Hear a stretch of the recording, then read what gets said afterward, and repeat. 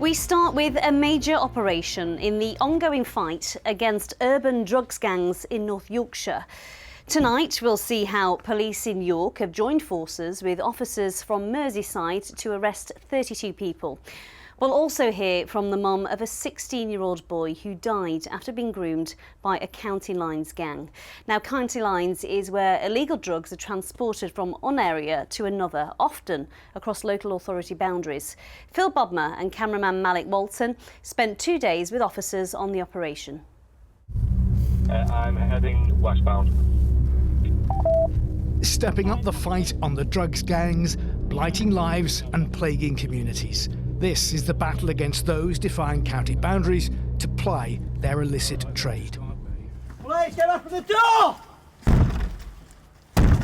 This is Project Medusa, a major initiative between North Yorkshire and Merseyside Police. Going on intelligence that we've received, it could be from various different sources, it could be from members of the public, it could be from anywhere. It leads us to suggest that there's information out there that these people are dealing drugs. Therefore, a warrant has been granted by the Magistrates Court and executed today. So that's why we suspect there may be some evidence in relation to drugs dealing inside the premises. More than 100 officers are taking part, using dogs, drones, fast response vehicles, and all backed up by specialist support teams. The idea is to create a hostile environment for anyone involved in criminality. Serious and organised crime has its tendrils all over the country, even in a county as safe as ours. In essence, it's to disrupt serious and organised crime, in particular county lines. So these are the people that come into our county, push drugs, deal drugs, and actually are the people that are preying on vulnerable people. So using people's property and premises, vulnerable people to sell drugs from effectively. Eddie and Phil are with Ben and Tom. For those running the operation, it's about protecting the vulnerable as well as going after perpetrators. We always have an issue with people, criminals, coming into areas where they see that there is a market to exploit. And that, I can't emphasise that word enough. These are criminals who are exploiting vulnerable members of the community. And we want to make sure that we are addressing that and we're making our communities as safe as possible. Alongside the visible policing, covert teams are also operating. Uniformed officers race to a scene after reports of a gun being dumped. As part of a joint operation with Merseyside Police, 2 of their officers in plain clothes have sighted a male who's been acting suspiciously in the bushes. He's then been seen to retrieve what they believe could be a firearms case. He's discarded that over a wall and jumped back over. So we're currently looking for that case. They have detained a male who has got markers for firearms on the police systems. An underwater search team is called in and a gun is later recovered. For covert officers on these kinds of operations, the threat of violence is ever present. Last week, someone in Merseyside involved the county lines pulled a gun on one of our colleagues. Yeah, that's the violence that we're dealing with. Do you think that's the kind of violence that could be used here? The main concerns is if they've got weapons, knives, so they're always fearful that someone else, another OCG, is going to come and take their drugs. Gone past the end of Redfield Gardens. Police say the gangs groom vulnerable people who are then in debt and forced into running or storing drugs. A vulnerable person,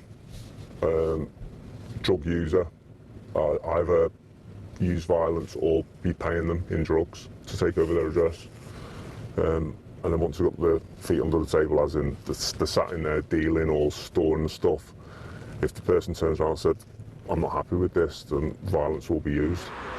A few miles away, another covert team are keeping surveillance on addresses believed to be involved with the supply and dealing of drugs.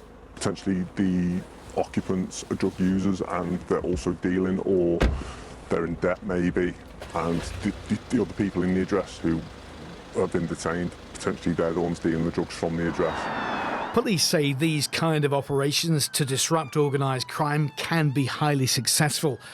This particular battle may be over for now, but the war on county lines continues. Phil Bodmer, BBC Look North. So that's what police are doing, but as we heard, at the heart of this are vulnerable people, often children groomed by gangs to sell drugs. children like Ben. He became involved in county lines at the age of 12. He died of a suspected drug overdose when he was just 16. I asked his mum, Kate, when she first became aware her son was being groomed. It was actually really difficult to pinpoint, but he'd actually been offered drugs in the park at the age of 12, and obviously that raises huge suspicions right from the start. But it took a long time to be sure that that's what was going on. I think a lot of the signs that we're told to look out for are quite misleading. He certainly didn't have new trainers or lots of cash. What they did over time was got him more and more addicted, more and more distanced from school, and then started winding up his debts to a point where he felt he had no choice. It's just tragic, Kate. Now, Ben, in that time, was arrested 26 times, but he was a victim. He absolutely was, but there just aren't the resources. A number of times for those 26 arrests, we'd actually called for an ambulance, but because of strain on services, they'd sent the police instead. And the police can only operate within police powers, so Ben would end up arrested instead of supported. What would have helped Ben? We needed a lot more early intervention, but a lot of the sort of grassroots services have just disappeared, or they've been replaced by charities, which is great, but it's very patchy coverage and does become a postcode lottery. He also had severe mental health issues, and I think it's well documented that it is very difficult to get appointments with CAMHS. Ben did have a social care worker, didn't he? But there was support coming from lots of different agencies that no one was reading from the same hymn sheet, if you like. Well, at one point there were 17 agencies involved in Ben's care, and understandably everybody thought that somebody else had a clear view on this and was dealing with it, and it meant that important information was lost, that wasn't shared. And it was really confusing for us as a family to know which service we should be approaching in any given situation. Tragically, you lost your son, Ben, when he was just 16 years old, and I know you're desperate to support other families so they don't go through what you've been through. What needs to happen, Kate, to stop more children like Ben falling victim to these crimes? Well, in the long term, we need a full overhaul of the services that are offered and training to those services to make sure that they understand that grooming is not all new trainers and a nice new phone. There's a lot that can be done by parents in the meantime. If they contact Parents Against Child Exploitation, we found them incredibly helpful. They're a charity in Leeds, and there's lots of online support. What I find really difficult is how often I'm hearing the same story. So although it's validating to know it's not just us, it is heartbreaking to see how widespread this problem is. Kate, I know it's really difficult for you, but we really appreciate your time. Thank you. Thank you. If you have been affected by the issues raised by this story, you can contact the BBC Action Line. Details are on your screen now.